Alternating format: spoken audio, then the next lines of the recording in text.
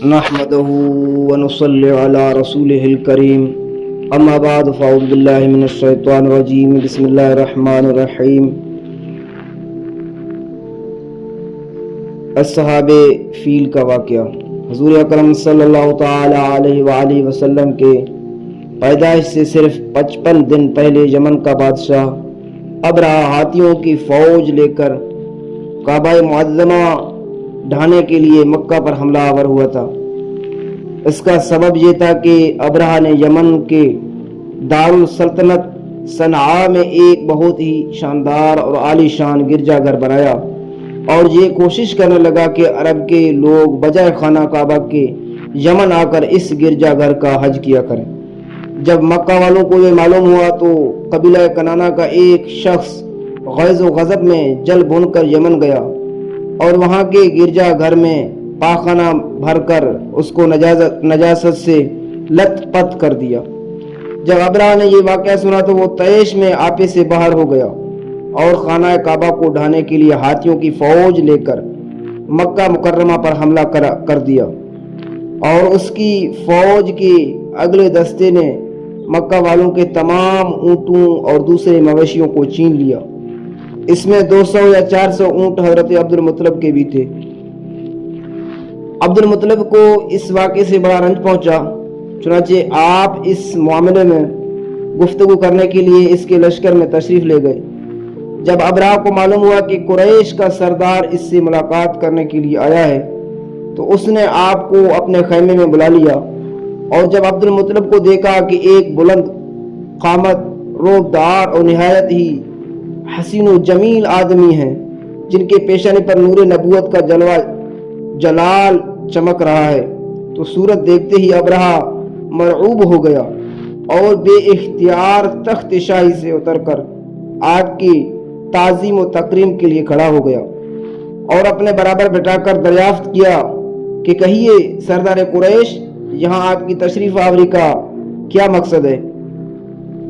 حضرت عبد المطلب نے جواب دیا کہ ہمارے اونٹ اور بکریاں وغیرہ جو آپ کے لشکر کے سپاہی ہانک لائے ہیں، آپ ان سب مویشیوں کو ہمارے سپرد کر دیجئے۔ یہ سن کر ابرہہ نے کہا کہ اے سردار قریش، میں تو سمجھتا تھا کہ آپ بہت ہی حوصلہ مند اور شاندار آدمی ہیں، مگر آپ نے مجھ سے اپنے اونٹوں کا سوال کر کے میری نظروں میں اپنا وقار کم کر دیا۔ اونٹ اور بکریوں کی حقیقت ہی کیا ہے؟ میں تو آپ کے کعبہ کو توڑ پھوڑ کر برباد کرنے کے لیے آیا ہوں، آپ نے اس کے بارے میں کوئی گفتگو نہیں کی۔ عبد المطلب نے کہا کہ مجھے تو اپنے اونٹوں سے مطلب ہے، کعبہ میرا گھر نہیں بلکہ وہ خدا کا گھر ہے، وہ خود اپنے گھر کو بچا لے گا، مجھے کعبہ کی ذرا بھی فکر نہیں۔ یہ سن کر ابرہہ اپنے فرعونی لہجے میں کہنے لگا کہ اے سردار مکہ، سن لیجئے،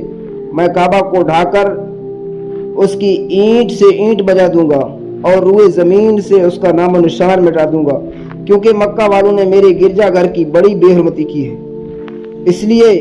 میں اس کا انتقام لینے آیا ہوں۔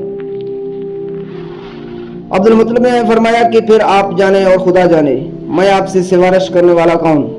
اس گفتگو کے بعد ابرہہ نے تمام جانوروں کو واپس کر دینے کا حکم دیا اور حضرت عبد المطلب تمام اونٹوں اور بکریوں کے ساتھ لے کر